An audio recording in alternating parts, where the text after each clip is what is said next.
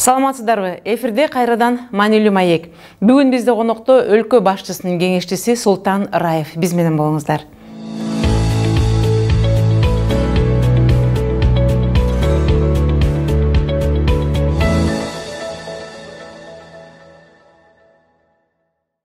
Саламатсызбы, Султан мырза, студиябызга куш келиптирсиз. Саламатчылык. Сизди чакырган себебибиздин бүгүн бир эки маселе. Биринчиси көчмөндөр оюну, ал эми экинчиси 1986 жылы Чыңгыз Айтматов тарабынан уюштурулган форумдун бүгүнкү күндө абалы, тагдыры жана келечектеги коюлган максаттары жөнүндө кененирээк маек кылалы дедик эле. Анда эмесе эң алгачкысы ушу сиз сценаристтердин бири болуп уюштурган көчмөндөр оюну бүгүнкү күндө өз максатына жеттиби деген суроого кандай жооп берет элеңиз? Чоң рахмат, биринчиден ушул студияга чакырып, ошол эки чоң маанилүү маселелер боюнча маек курууга чакырганыңыз үчүн. Ошол биринчи суроо боюнча мен мындай деп айтар элем да, 3-чү дүйнөлүк көчмөндөр оюну бул буга чейинки биринчи, экинчи көчмөндөр оюнунан бир аз айырмаланат да. Себеби ал камтыган маселе биз ошол көчмөндөр оюнун дүйнөлүк цивилизациянын, дүйнөлүк маданияттын бир бөлүгү катары көчмөндөрдүн маданиятын көрсөтөйүн деген көчмөндөр цивилизациясын. Себеби өзгөчөлүгү көчмөндөрдүн ушул башка бир маданияттардан өзгөчөлүгү булар өзүнүн табиятында ошол табиятта өзүнүн табиятына көчмөндөр ошол табият менен жаратылыш менен гармонияда болгондо ошол көчмөндөр биздин адамзаттык цивилизацияга чоң таасир эткен, роль ойногон. Алар ошол чыгыш менен батышты бириктирген, чыгыш маданияты менен батыш маданиятын бириктирген, ошондой эле ошо дүйнөлүк интеграция болууга, дүйнөлүк мындай бир карым-катнаш болууга биринчи кезекте ошо көчмөндөр ошого жол салган да. Ошондуктан бул 3-чү көчмөндөр оюнунда биз ушул масштабтуу, ошондой эле көчмөн ааламын көрсөтүүгө, ошол эле көчмөндөрдүн маданияты, көчмөндөрдүн дүйнөсү, көз карашы, дүйнө таанымы таптакыр мындай бир өзгөчөлөнүп тургандыгын көрсөтүүгө аракет жасадык. Себеби биздин көчмөндөр, биздин ата бабаларыбыз ошол биздин бүткүл планетардык аң сезим менен жашаганда, ошол эле жанагы петроглифтеги сүрөттөр, ошол эле башка, көчмөндөрдүн маданиятына тиешелүү болгон нерселердин бардыгы азыркы күндө мына батыш тарабынан өтө кызыгуу менен изилденип атат. Ошо батыштын айрым көз караштагы адамдары айтышкан көчмөндөр бул варвардык, ушундай бир батышты талкалаган, батыштын маданиятын, цивилизациясын жок кылган деп айтышат да. Бирок тескерисинче көчмөндөр ошол батыш маданиятын өнүгүшүнө дагы өзгөчө чоң салым кошкон. Ошондуктан эң башкы маселе биз ошол көчмөндөрдү ааламдык цивилизациялык өнүгүүнүн бир бөлүгү катары, ошо менен бир бүтүмдө, ошо менен бир гармонияда жашап келгендигин, ошондой эле дүйнөнүн түзүлүшүн өзгөртүүдө, дүйнө таанымын өзгөртүүдө биздин ата бабаларыбыз көчмөндөр чоң роль ойногондугун ошол жанагы 3-чү көчмөндөр оюнунун театралдык ачылышында көрсөтүүгө аракет жасалды. Менин оюмча ошол көрүүчүлөр дагы өтө мындай бир жакшы кабыл алды деген ойдомун да. Себеби мына прессаларды көрүп атасыздар, биздин Кыргызстан эмес, башка мына башка чет элдик прессаларда дагы, ошо басма сөздөрдө дагы көчмөндөр оюну жөнүндө өтө позитивдүү макалалар чыкты. Ошол эле Нью-Йорк Таймста дагы аябай мындай бир позитивдүү маанайдагы макала чыкты. Себеби көчмөндөр чындап айтканда биздин кыргыз элинин, ошол биздин маданиятыбыздын өзгөчө бир бренд болуп калса десем жаңылбайм. Биз ошол дүйнөгө ошол көчмөн маданиятын алып жүрчү катары ошо таанылдык десем болот да. Анан мен 2016 жылы Лондонго бардым да. Мен ошол Лондондо театрда спектаклим коюлуп, ошол жерде мен англичандар менен сүйлөшкөндө бирөөсү айтты да, биз Кыргызстанды мурда кыз ала качуунун өлкөсү катары, кыз алып качуу ушундай бир негативдүү бир салты бар өлкө катары билсек, азыр биз көчмөн маданиятын алып жүргөн, мындай номаддардын маданиятын алып жүргөн ушундай бир өзгөчө мамлекет катары таанып атабыз, өзгөчө кызыгуубуз артып атат деп Кыргызстандын мындай бир эл аралык деңгээлде позитивдүү имиджи жаралды да, ошого түздөн түз көчмөндөр оюну ошого себепкер болду деп айтар элем. Сырттан келгендердин ою боюнча. Мунун ичинде биз айталы дегенибиз, мисалы үчүн ар бир иш-чара бир өзүнүн бир өзгөчөлүгү менен белгилүү болуп калат. Мисалы үчүн кыргызды сиз өзүңүз дүйнө жүзүн кыдырып жүрөсүз, кээ бир мамлекеттер, элдер билбейт кыргыз ким десе. Ал эми көбүнчө биз барган жерде кыргыз уутум, кыргыз десең, Чыңгыз Айтматов деп, Манас деп ошентип түшүнүшөт да. Анан ошол сыяктуу эле бул көчмөндөр оюну дагы биздин бир 3-чү дейбизби, 4-чү дейбизби, биздин кыргыз уутунун маңдайындагы бир айтып турган өзүнүн салт санаасын сиз жогоруда айтып өткөндөй улут катары бизди даңазалаган нерсе болуп калды. Ага карабастан быйыл ошол былтыркы өткөндөн айырмаланып, былтыркы өткөндө жана Миң комузчунун ойногондугу, жана ошол жанагы атчандардын келгендиги бир башкача бир жаңылык сыяктуу болуп көрүнүп, бул жөнүндө Россиянын өлкө башчысы Путин дагы өз пикирин айтып кетти эле, бир күтүлбөгөн нерселер болду деп. Быйылкы да ошо сценарий катары сиздин оюңузча биз ошо чет элге эмнебиз менен таанып алдык, эмне эле алар көңүл буруп, ушундай нерсе бар беле деген өз пикирлерин айтып кетишти. Батыштан келген ошол көрүүчүлөр, конокторчу биздин басма сөз аркылуу, башка маалымат булактар аркылуу Кыргызстан жөнүндө башкача бир түшүнүктө. Анан алар ошолордун кандайдыр бир деңгээлде айтканда бир Кыргызстан жөнүндө бир өзүнчө бир калыптанып аткан стереотип бар да. Ошол стереотипти ошол көчмөндөр оюну, анан да ачылыш аземи ошол эле дегеле көчмөндөр маданияты көрсөткөнүбүз ошол таптакыр башка бир нукка бурду да. Ошол жана айтып аткандай, мен Кыргызстандын башкача бир имиджи дүйнөгө пайда болду да. Жалпы эле көчмөндөр оюну алардын эсинде калды. Алардын эсинде калды. Анан биздин мамлекетибизде жана Сербия атасы Чыңгыз Айтматов менен Манас менен таанып десе, эми ошо көчмөндөр оюну менен таанып атат. Кошулду бул нерсе. Ошол дагы бир позитивдүү да. Анан биз эмне үчүн Кыргызстан биз ошол баштадык көчмөндөр оюну? Биринчи кезекте бул биз ошол көчмөн дүйнөсүнүн өзгөчө бир ядросунда турган улутпуз да, кыргыздар. Анан ошондуктан биздин ошол оюнду баштоого биз кыргыз улутунун моралдык акысы бар эле деп айтармын да. Себеби бул биздин образыбыз катары көчмөндөр, биздин философиябыз катары, биздин дүйнө таанымыбыз аркылуу ушундай бир бийик деңгээлге жеткен өзгөчө бир мындай бир маданият болуп калды да. Ошондуктан бул көчмөндөр оюну азыр мына Турцияга өткөрдүк. Кудай буйруса анын сапары дагы мындай бир узарып дүйнөлүк мааниге ээ болуп, ушул жанагы байыркы Олимпиада оюндарында эле Грециянын кандай ошо мекени десек, Кыргызстан ошол көчмөндөр маданиятынын, көчмөндөр оюнунун мекени катары тарыхта аты калды деп айтсам болот да. Бул жерде негизги айта кетчү нерсе, мен бир ушу көчмөндөр оюну боюнча келген ар бир маекте эскерип кетип атам, анткени бул менен мен өзүм да сыймыктанып жатам. Ушул биз эстафетаны Турцияга бергенден кийин бул көчмөндөр оюнун жанакы Грецияда Олимпиадада от сыяктуу эле биздин мөңгүдөн алып барылган суу. Ошол башаты болуп калат деген ойлор айтылып жатат. Биздин ошол мөңгүдөн сууну жеткирип Турция алардын казанындагы сууга биздин суу тамчылаганда гана көчмөндөр оюну ачылат деген. Бул боюнча жеке пикириңиз? Бул дагы өтө ушул режиссерлордун, анан сценаристтердин тапкан өзгөчө бир эмеси болду, мындай жаңылыгы катары болду. Бир топ бул боюнча да бир топ талаш тартыш болгондо, кандай кылабыз, эмне кылабыз, кантип беришибиз керек эстафетаны депчи.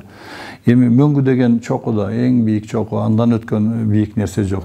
Ошол мөңгүнүн чокусундагы мөңгүнүн суусунун таза суусунун берилиши бул биздин ошол биздин жан дүйнөбүздүн тазалыгы катары дагы эметсе болот да. Бул өзү мөңгү деген бул символ, өмүр, жашоо, мына бул бүткүл адамзат, жан жаныбар, табият ошол мөңгү менен жашайт да.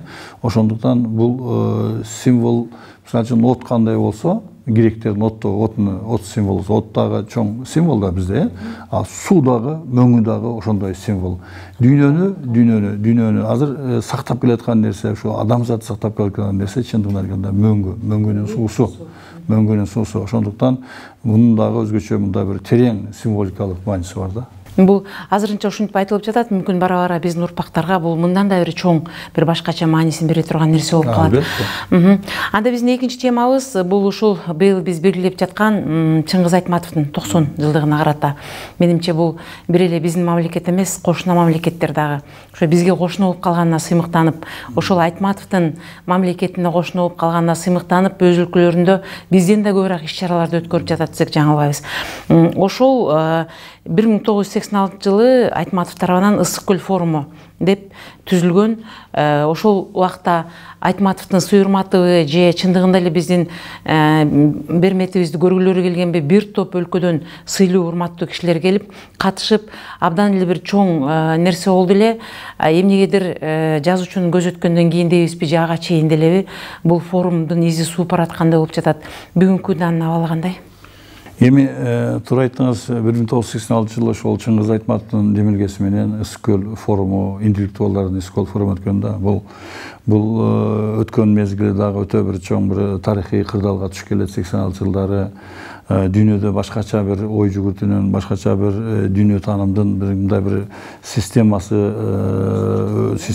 түзүлүп барат эле да. Ошол системада калыптанган стереотипти бузуу бул өзгөчө чоң мааниге ээ болгон да.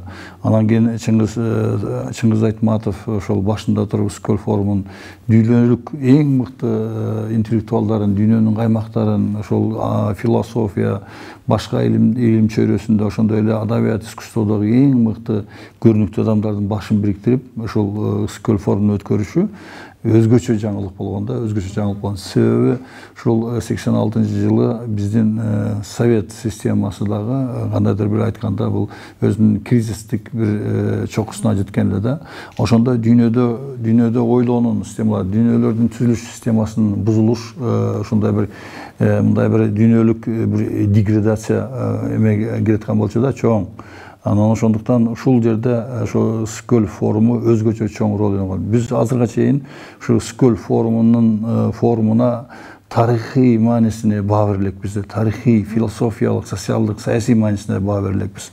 Себеби ошол жерде эң мыкты дүйнөнүн адамдары, ойчулдары, акылмандары кечип коесуз бириккен болчу. Мына атап айтып турган болсок, Питер Устинов деген кандай дүйнөгө таанылган жазуучу, актер болчу, Артур Миллер деген драматург, Александр Кинг деген римский клубтун президенти, Тофлер деген болгон, Клод Симон деген Нобель сыйлыгынын лауреаттары. Булар дүйнөгө өзүнүн ушундай бир чоң таасири менен таанылган адамдар да. Ошолордун башын биздин жердешибиз Чыңгыз Айтматов башын бекитип келип, Кыргызстандын ошол Ысык көлдүн боюнда Кыргызстанда өткөрдү да.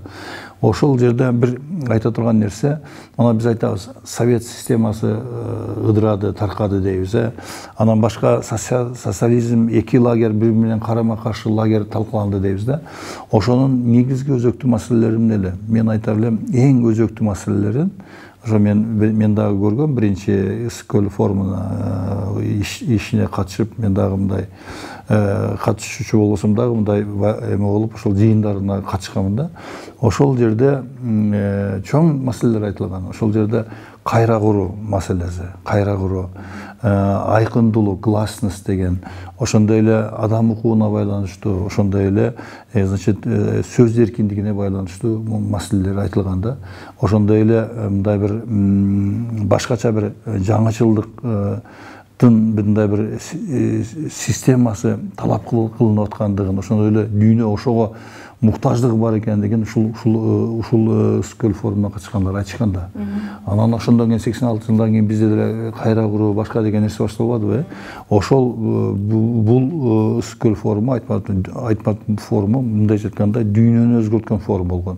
Дүйнөлүк аң сезимди, дүйнөлүк мындай бир түшүнүктүү аламдын балансын бузулганга, мындай кандайдыр айтканда бир система же бир күчтөрдүн карама каршылыгына ошондой бир альтернативдүү бир мындай бир интеллектуалдардын мындай өзгөчө бир форуму болгон да. Бул жерде аябай дүйнөлүк түзүлүштүн фундаменталдык маселелери айтылган. айтылган. Ошондуктан биз Айтматовдун бул жазуучулук, анын жазгандары бир тең. Ошондой эле бул жерде ошо дүйнөнүн акылмандарын бириктирип алып, ошо дүйнөнүн өзгөртүү маселеси боюнча ушундай бир чоң жыйын өткөрүп, ал жыйын именно ошо Бишкекте өткөндөгү өзгөчө бир тарыхый феноменалдык окуя болгон деп айтсак болот да. Ошондуктан эми Айтматовдун Скөл форуму бул жана айтып атпайбызбы биз Кыргызстандын бренди депчи, Манас, Айтматов, көчмөндөр ойуну депчи. Кыргызстандын саясий бренди, руханий бренди катары Скөл форумун айтсак болот да. Себеби ошол кыргыз жазуучусу дүйнөгө таанылган ошондой интеллектуалдын башын бириктириштин өзү, алар менен ошо бир столдо отуруп бир маселе жөнүндө сүйлөшүү бул өтө татаал искусство, татаал дипломатияда.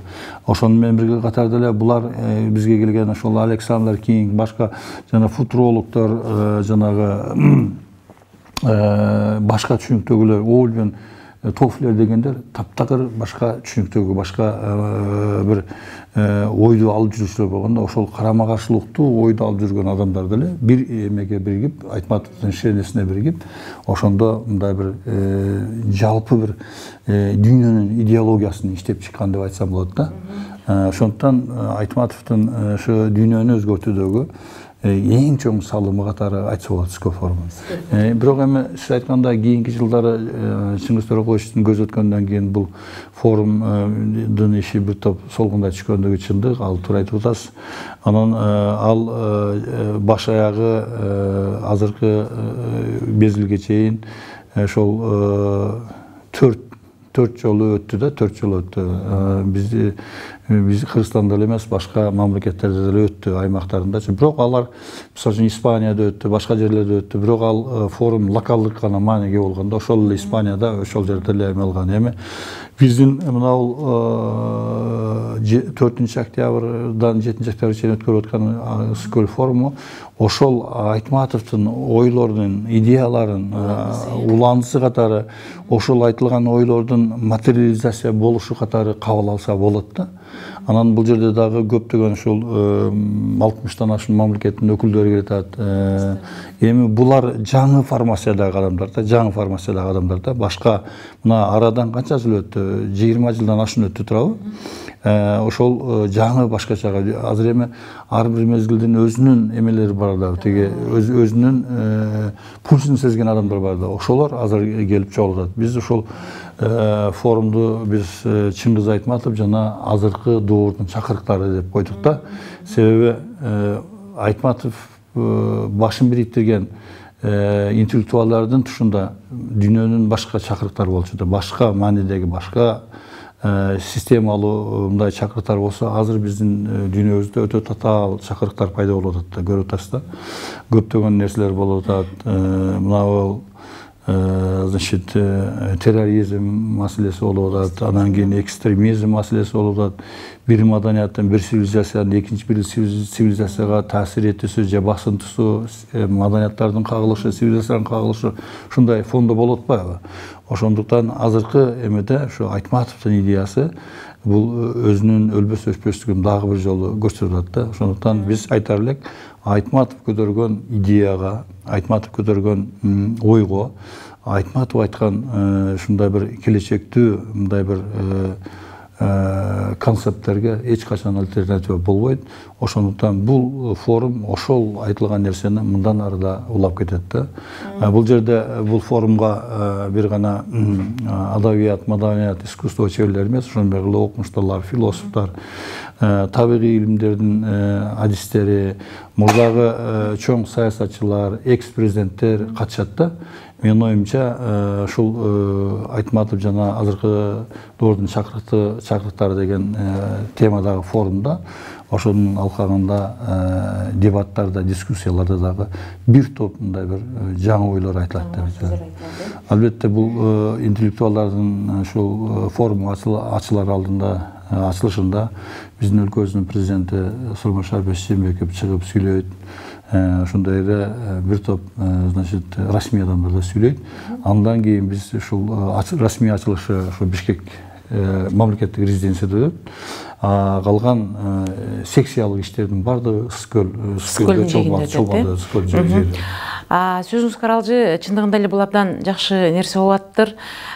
Биз мамлекетибиздин кичинекейлигине же болбосо казынабыздын аздыгына карабастан эле ушундай бир жакшы бир дүйнөлүк ааламдаштырылган нерселерди өткөрүп жатканыбыз абдан жакшы. Бирок коомчулукта баары бир деле чыгармачыл адамдар муну түшүнүп, же болбосо жана кыргыз деп жан дүйнөсү күйгөн адамдар бул жакшы нерсе болуп атат деп түшүнбөсө, коомчулукта бир пикир пайда болушу мүмкүн. Бул кайсыл акчага өтүп атат, кайсы каражатка? Анткени биз бүгүн билбейбиз, биздин мамлекет кышка даярбызбы же жокпу, эртең кандай болот, бүгүнкү күндө биздин келечек кандай болот, мамлекет кандай болот деген нерсе, бүдөмүк нерсе дагы деле элдин оюнда турат да. Анан кийин кече өткөн ушу көчмөндөр оюнунун негизи эле кыргыздын рухун духун көтөргөн нерселер болуп жатканы бул абдан эле жакшы. Биздин деген, мен ойлойм, бул боюнча биз деген бүгүнкү урпактарга жакшы эле сабак болуп жатат. Ал эми ошол форум кайсыл каражат менен өтөт? Анткени анча конок келсе, муну өткөрүү ошол 3-нөн 4-нө чейинки 3 күндүк аралыкта бир топ эле бир каржы маселелери керек болуш керек. Ошол жөнүндө да билдирип кетсеңиз. Эми мен ушул сизге жооп берүүдөн мурда кичине бир аз мындай бир чегиндүү жасасам да, мына 30-жылдары деле Америка, азыркы биздин дүркүрөп турган Америка улуу депрессия дегенди башынан өткөргөн да. Алар дагы чоң, значит, экономикалык кыйынчылыктарды, кризистерди өткөргөн, башка кыйынчылыктар да болгон. Ошондо Рузвельт ошол мезгилде Америкада бир мындай бир саясий бир клич пайда болгон да, жашасын искусство депчи. Жашасын искусство деп. Себеби ошол эле курчуп турган мезгилде адамдардын духун көтөрүү боюнчачы, ошол нерсе Американы бири-бирине карама-каршы батыш, Северный Америка менен эки Американын бириктирүүгө ошол америкалык идеянын тегерегинде, ошол ойдун тегерегинде бул чоң элдин духун көтөргөн нерсе болгон да. Анан экинчи маселеси мына Улуу Экинчи согушта Ленинградда, блокадада калган Ленинградда, блокадада калган Ленинградда театрларда күн сайын спектакль болуп турган. Потому что элдин духун көтөрүш керек болчу да. Эми биздин шартыбызга келгенде, албетте, значит, элдин койгон маселеси дагы туура ушундай каражат дегендей мындай депчи. Албетте биз бир эле нам менен тиричилик кылбайбыз да, туурабы? Биз көкүрөк менен тиричилик кылабыз, дух менен тиричилик кылабыз. Ошондуктан бул жерде көтөрүлүп аткан маселелер албетте каражатты талап кылат. Ошондуктан элдин духун көтөрүү, элдин духун ойготуу, элди мындайдыр бир бийик мындай бир идеялардын тегерегинде мындай бир ички дүйнөсүн мындай бир жандандыруу албетте любой каражаттан жогору турат да. Эми каражат дегенде албетте каражат азыр эми биз азыр ошентип отуруп, каражат деп отуруп биз көкүрөгүбүз көрбөй калса, биз аны эч качан оңой менен ойто албайбыз да. Ошондуктан андай кризистер болуп атат, мындай болуп атат, бирок эми ар бир мамлекет өзүнүн эмесинде ар кандай жолдорду басып өткөн да, басып өткөн. Ошондуктан менин оюмча ушул Кыргызстанды дүйнө тааныгандын өзү дагы көп нерсеге дарбазасын ачып берет да. Бул биринчи кезекте дүйнө Кыргызстанды тааныды. Тааныгандан кийин сөзсүз инвестиция, башка маселелер да келет. Дүйнөлүк мындай бир Кыргызстан жөнүндө ушундай бир ой пикир, көз караш пайда болот да. Ошондуктан биз ушул жакшы жагына көбүрөөк басым жасашыбыз керек деп ойлойм да. Албетте кыйынчылык бар, проблема бар. Бирок аны биз ошону жеңе билишибиз керек. Жеңе билиштин бир жолу ал биринчи кезекте көкүрөккө байланышкан да. Анан эми Чыңгыз Айтматов эми биздин айтып атабыз го, биздин руханий өзгөчө бир чокубуз, руханий биздин ушундай бийиктигибиз да. Биз бир гана Кыргызстандын маселесин ойлоп жаткан жокпуз. Азыркы дүйнөлүк драмада, дүйнөлүк театрда болуп аткан маселелерге биздин кандайдыр бир айтканда жообубуз катарында болот да. Себеби Кыргызстан бардык маданияттардын кайчылашында, бардык маданияттын мындай бир карым катнашында турган мамлекет катары бул ушундай эмени бириктирип аткандыгы мына Айтматов таштап Айтматов баштап кеткен ишти улуу ишти мындан урап кетти албетте биздин ыйык барыбыз катары болуш керек да. Эми мен айтсам тиги ошол Ысык көл форумун өткөрүүдө бюджеттен көп деле акча кетпейт. Бир топ значит башка фонддор да колдоп атат. Мисалы үчүн МФГСтен бар деген бар, эл аралык гуманитардык фонд деген бар. Алар дагы ошо бир четин көтөрүп атат. Мына Түрсой уюму көтөрүп атат бир чети. Түрсой быйыл Айтматовдун жылдыгы жарыялган да Түрк дүйнөсүндө. Ошондой эле албетте биз дагы кошумча кошуп атабыз, бирок ал мындай астрономический цифра эмес да, цифра эмес. Ошондуктан мындай айтканда аз чыгым менен чоң мындай бир таасир берүү, натыйжа берүү же эффект берүү маселеси бул жерде өзгөчө орунда турат да. Каралган, негизи жакшы нерсе экен. Быйыл биз бул Айтматовдун 90 жылдыгына карата бир эле Ысык көл форумун эмес, башка дагы бир топ иш-чараларды өткөрсөк жарашат. Анткени бул 90 жылдык өткөндөн кийин кайра 100 жылдыгы, андан аркы нерселерди бир топ убакыт күтүш керек. Ошон үчүн биз канчалык мүмкүнчүлүгүбүз бар болсо, кыргызда жакшы сөз бар, көптү көрсө көл болот деген. Ошол сыяктуу эле бул кеп эле акча менен колдоо көрсөтүү эмес, элдин көкүрөгү менен, элдин ошо кыргыз деген патриоттук духу менен, Чыңгыз деген патриоттук духу менен колдоо көрсөтүүсү бул бир өзгөчө маани берет деп ойлойм. Андан эмесе жакшы самалык экен, ишиңизге ийгилик каалайбыз. Султан Акимович, мындан арыда биздин студияга келип туруңуз, анткени биздин көрүүчүлөр бүгүнкү күндөгү жаш чыгармачылар көбүнчө сизден бир жакшы жаңылыкты, жакшы нерсени күтөт. Ишиңизге ийгилик. Чоң рахмат сиздерге, чоң рахмат.